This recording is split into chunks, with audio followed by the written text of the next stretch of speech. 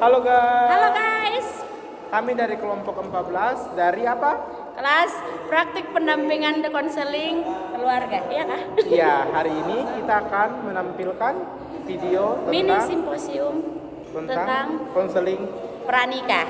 Oke, selamat menyaksikan. Selamat menyaksikan. Happy watching. Katekisasi prakeluarga atau pranikah merupakan bentuk pendampingan iman yang diberikan oleh gereja kepada calon pasangan suami istri untuk mempersiapkan mereka untuk memasuki kehidupan pernikahan secara dewasa, baik secara rohani maupun secara sosial. Fungsi utama dari katekisasi ini adalah menolong pasangan untuk memahami makna pernikahan sebagai panggilan Allah.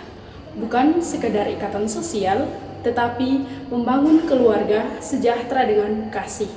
Membangun dasar teologis, emosional, dan praktis, agar pasangan mampu menjalani hidup berkeluarga dengan kasih dan tanggung jawab.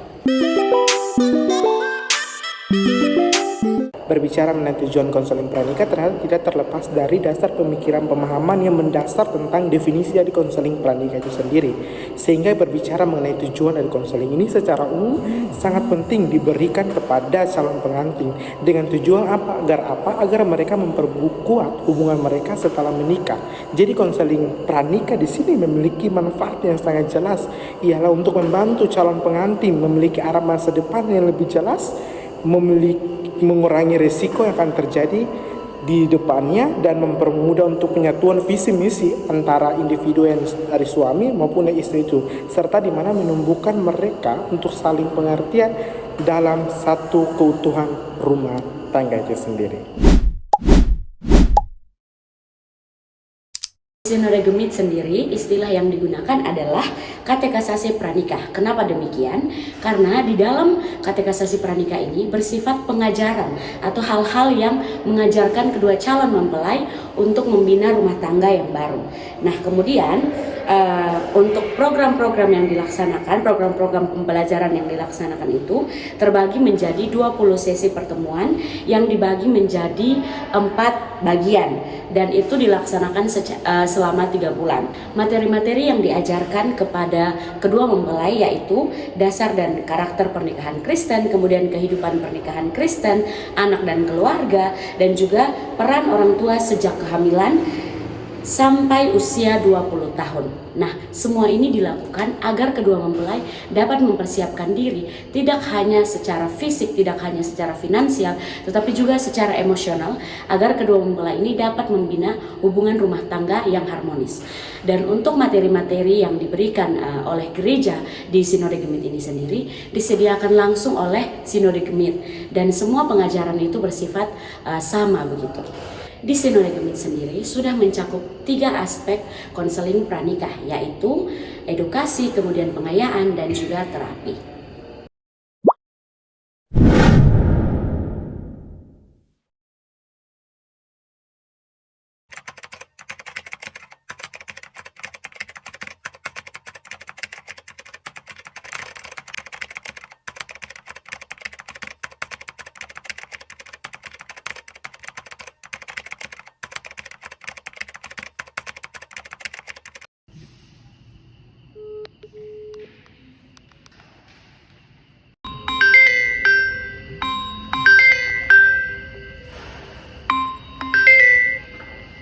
Halo, selamat malam Mbak Putri. Ya,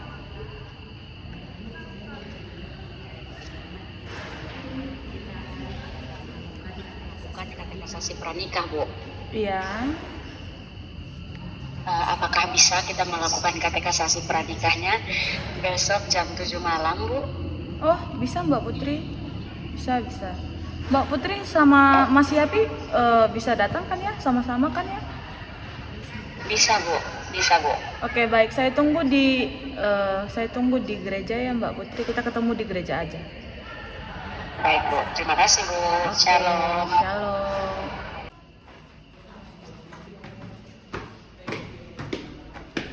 Ibu. Halo Mas Yapi, Mbak Putri.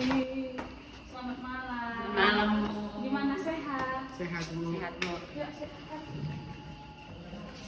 Baik, Mas Yapi dan Mbak Putri, apakah kita sudah bisa memulai katekisasi pranikah ini? Bisa Monggo, Bu. sudah bisa. Soalnya setelah ini juga masih ada kegiatan. Iya, ada pekerjaan lain. Oke, sebelum kita mulai katekisasi ini, ada baiknya kita berdoa untuk meminta pertolongan oleh Roh Kudus. Mari kita berdoa. Tuhan Yesus yang baik, sebentar kami ingin memulai katekisasi pranikah ini, biar Tuhan yang memberkati dari awal sampai akhirnya. Amin. Baik, Mas Yapi dan Mbak Putri, malam hari ini kita akan belajar mengenai kehidupan pernikahan Kristen, yaitu topiknya mengenal pasangan di dalam Tuhan. Nah, karena topik kita mengenal pasangan di dalam Tuhan, saya ingin Mbak Putri dan Mas Yapi silahkan menyediakan kertas. Ada bawa kertas? Bawa. Ya. Kita ingin melihat apakah Mbak Putri dan Mas Yapi saling mengenal pasangannya dengan baik atau tidak. Baik Bu. Sebelumnya sudah berapa tahun pacaran? Kurang lebih 5 tahun Bu. Oh, sudah 5 tahun ya? Iya. Aduh, berarti sudah saling mengenal ini. Harusnya ya Bu. Iya. Mari kita lihat dulu ya. Nah, Tulis apa ya Bu? silahkan tulis masing-masing, tapi nggak boleh saling lihat ya. Oke. Silahkan tuliskan kelebihan dan kekurangan pasangan kalian masing-masing. Oke. 5 tahun ini pastinya sudah banyak.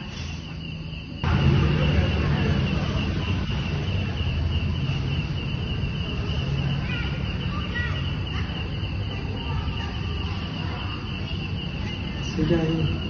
Sudah? Sudah. Masih ada sudah. Mbak Putri kelihatannya belum. Sebentar Masih ya, Bu. banyak kayaknya.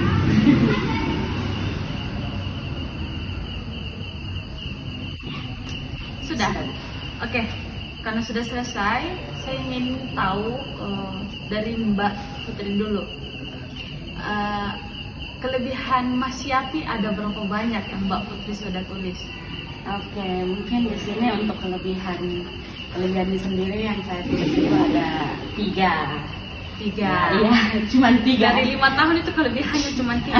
Oke. Iya Bu. Kalau bisa tahu kekurangannya itu apa? Wah, Berapa aduh. banyak? Untuk kekurangannya sendiri di sini yang saya tuliskan itu ada kurang lebih 9 Bu. Wah, 9. Iya. Berarti lebih banyak kekurangannya dari kelebihannya, Mbak Putri. Iya, Oke. bisa dikatakan begitu Bu. Mas Yapi, ada berapa kelebihan Mbak Putri yang Oh. Mas Yapi tulis? Terima kasih Ibu. Dari 5 tahun kita pacaran ini, yang sudah saya lihat nih cuma 2 saja ini. Oh, cuma 2. Berarti Iya. lebih sedikit ya? Iya, tidak tahu. Pokoknya itu yang saya lihat selama 5 tahun itu Oke. cuma 2. Oke. Kalau kekurangan dari Mbak Putri sendiri? Kalau kekurangan, tadi dia bilang saya ada 9. Kalau di punya saya ini dia ada 15 kekurangan. Aduh, 15 kekurangan. Oke, baik. Terima kasih untuk kejujurannya ya. Terima kasih untuk kejujurannya. Ya, Mas Yapi dan Mbak Putri, karena sudah jujur, berarti kekurangan itu lebih banyak ya dari kelebihan selama 5 tahun pacaran. Tetapi hubungan ini masih bisa bertahan. Itu kalian sangat keren sekali sih. Iya, betul. Tetapi pada malam ini kita mau belajar bahwa ketika kita menjadi sebuah pasangan nantinya, ketika sudah berumah tangga, tentunya kekurangan yang tadi yang begitu banyak itu harusnya kita bisa menutupinya ketika dalam kehidupan rumah tangga nanti. Kekurangan pasangan kita harus menutupi itu, dan kita harus membuat kekurangan pasangan kita menjadi kelebihannya, begitu. Apalagi tentunya kehidupan pernikahan itu tidak semudah itu ya, Mas Yapi dan Mbak Putri. Nah, kita harus saling membantu untuk menanggung beban pasangan kita, dan kita harus saling mengampuni pasangan kita. Nah, sebagaimana Tuhan telah mengampuni kita juga. Nah, Mbak Putri dan Mas Yapi, dari 5 tahun pacaran ini, kira-kira sudah berapa kali berantem? Berantem hebat itu sudah ada berapa kali, bisa dihitung nggak? Tidak tahu lagi Bu, sudah lupa sekali. Iya, mungkin tidak terhitung ya Bu. Untuk berantem hebatnya tidak Biasanya masalah paling kecil itu biasanya karena masalah apa? Mungkin ketika masih sibuk masing-masing begitu, Masih lupa mengabari ya. komunikasi ya. Nah, di dalam pernikahan saya juga harus jelaskan pentingnya yang namanya komunikasi. Ketika dalam sebuah hubungan komunikasi itu tidak baik, bisa saja menjadikan kesalahpahaman di dalam hubungan. Akhirnya Mas Yapi dan Mbak Putri saling salah paham dan saling tidak mengerti, akhirnya menimbulkan konflik dan ya akhirnya bertengkar seperti itu. Sehingga ya mulai ketika misalkan Mbak Putri dan Mas Yapi ingin serius ke jenjang pernikahan, silakan komunikasinya lebih dibenarkan lagi. Nah, ada ayat untuk kita pada malam hari ini. Mbak Putri, Mas Yapi bawa Alkitab atau ada Alkitab? Ya, boleh dibuka dari Kolose 3 ayat ke-13. Kolose 3 ayat 13. Sudah? Ya, Ibu akan bacakan ya. Sabarlah kamu seorang terhadap yang lain, dan ampunilah seorang akan yang lain apabila yang seorang menaruh dendam terhadap yang lain. Sama seperti Tuhan telah mengampuni kamu, kamu perbuat jugalah demikian. Nah, pada malam hari ini kita mau belajar untuk mengampuni pasangan kita. Kalaupun tadi kelebihannya cuma ada 3, kelebihannya cuma ada 2, kekurangannya 9, kekurangannya 15. Tetapi dari hari ini mulailah mari lihat lebih banyak kelebihan pasangan daripada kekurangannya. Jangan lihat kekurangan itu sebagai kekurangan yang ya seperti yang sekarang ini lagi, malah belajar untuk melihat kekurangan itu sebagai kelebihan. Oke, Mbak Putri dan Mas Yapi, mungkin sekian untuk kita malam hari ini. Apakah ada yang mau ditanyakan? Sejauh ini Iya. pas. Kami mungkin akan belajar lagi. Berefleksi. Iya, merefleksikan diri. Terima kasih. Oke, baik. Terima kasih Mas Yapi dan Mbak Putri. Kita akan tutup katekisasi pranikah ini di dalam doa. Ya, mari kita berdoa. Tuhan Yesus yang baik, kami sudah selesai katekisasi pranikah ini ya Tuhan. Biarlah dari pertemuan ini Tuhan yang selalu memberkati pasangan ini sampai selesainya nanti dan mereka menjadi pasangan yang harmonis. Terima kasih Tuhan. Amin. Terima kasih Terima kasih banyak. banyak. Oke, terima kasih. Terima kasih, Bu. Maaf. Ya, enggak apa-apa. Tuhan berkati. Tuhan berkati juga. Kami langsung pamit ya, Bu. Oh, iya, baik-baik. Hati-hati di jalan ya. Mari, Bu. Iya. Terima kasih, Bu.